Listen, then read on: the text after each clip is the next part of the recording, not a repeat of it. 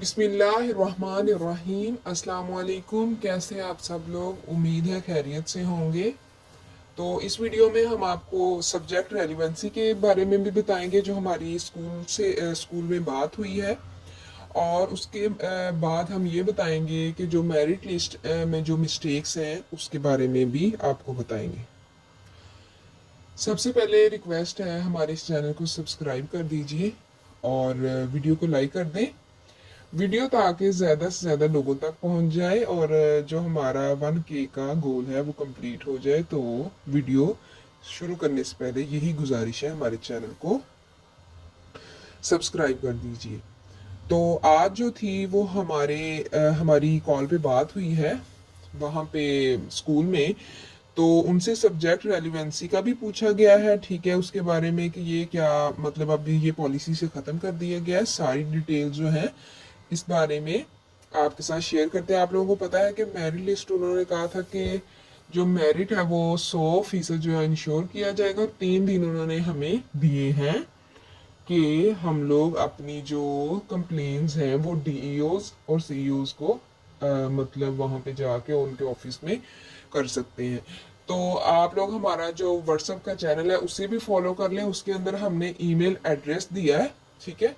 तो email address का भी जो था ना, वहाँ पे उन्होंने ईमेल एड्रेस दिया है, तो आप वहाँ पे भी अपनी कंप्लेन दर्ज करवा सकते हैं और ऑफिस में भी जाके, ठीक है। और नंबर भी दिया गया है। तो आप नंबर इसलिए दिया गया है कि गाइडलाइंस लेने के लिए। फॉर एग्जांपल आप उनसे पूछ सकते हैं कि मतलब हमारा ये इशू है कि हमारा सब्जेक्ट ऐसा था, तो मतलब क्या इस सब्जेक्ट की रेलिवेंसी नहीं हो रही, तो क्या आप हमें बताएंगे कि सब्जेक्ट के बारे में भी हम कंप्लेन कर सकते हैं। इस तरह की गाइडलाइंस अगर सीईओज या डीईओज आपकी सुन नहीं रहे तो आप तब भी उन्हें बता सकते हैं, ठीक है।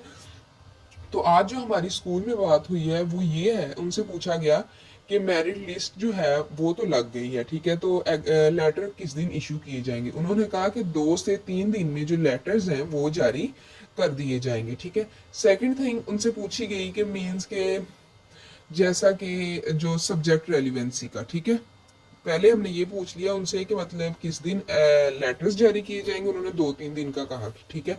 उसके बाद उन्होंने कहा कि जो आप लोगों को भी पता है कि पॉलिसी के मुताबिक जो यूनियन काउंसिल, ठीक है, और उसके बाद यूनियन काउंसिल का और उसका विलेज का और मोजा जिसका सेम होगा उसे मिलेगा। और अगर फॉर एग्जांपल उन्होंने कहा कि अगर आपको लग रहा है कि किसी किस्म की आपके साथ ज्यादती हो रही है तो तब भी आप कंप्लेन कर सकते हैं। फॉर एग्जांपल अब यहाँ पे हमने देखा है कि एक विलेज है ना, तो उसकी आपको पता है अलग-अलग पोस्ट थी। पीएसटी मतलब प्राइमरी की और एलिमेंट्री की अलग-अलग सीट होती है ना। तो प्राइमरी वाला जो उनका जी मेरिट लिस्ट है, ठीक है, उसमें उन्होंने उनका सारा मौजा या जो विलेज यूनियन काउंसिल है वो लिखा है।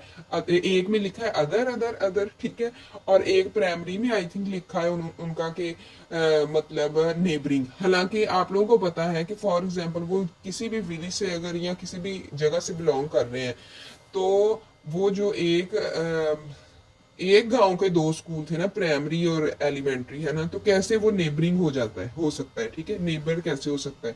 अगर उनका अदर है तो अदर ही रहेगा, या अगर उनका नेबर है तो नेबर ही रहेगा। एक में अदर और एक में नेबर डालने की क्या जरूरत थी। सीट इंशाल्लाह आप मेरी बात समझ गए होंगे। तो ये भी आप लोग कंप्लेन कर सकते हैं उनके साथ, ठीक है। और सब्जेक्ट के मुतालिक उन्होंने यही बताया है कि मतलब उन्हें कहा गया कि मतलब सब्जेक्ट की रेलिवेंसी आप लोगों ने खत्म कर दी है। वो तो इतना मतलब हुआ था कि सब्जेक्ट लाजमी, उन्होंने कहा नहीं नहीं, सब्जेक्ट के मुतालिक भी अगर आपको किसी किस्म का है कि आपका सब्जेक्ट रेलिवेंट है, फलां का सब्जेक्ट जो है वो इररेलिवेंट है, तो आप लोग जाके इसके मुतालिक भी कंप्लेन दर्ज करवा सकते हैं। मीन्स के ये तो सेम और अदर वाला तो जो ये बहुत इशू है, बहुत ज्यादा इशू है इसका ना। मतलब जो स्टूडेंट्स उस विलेज के भी हैं उनको भी अदर लिख दिया या नेबरिंग लिख दिया, ठीक है। तो ये तो चले इशू है, ठीक है, हाईलाइट। लेकिन ये जो दूसरा इशू है ना सब्जेक्ट रेलिवेंसी वाला, वो भी उन्होंने कहा है कि आप डी ऑफिस में इसके बारे में कंप्लेन कर सकते हैं, उनसे आगे पूछ सकते हैं, वो फिर आपको बताएंगे कि मतलब अगर क्या पता किसी बच्चे का रेलिवेंट ही हो तो उन्होंने फर्स्ट पे रखा है, ठीक है। क्योंकि जब ये उन्होंने फॉर्म यहाँ से भेजे थे स्कूल वालों ने तो उनके अंदर ये भी था।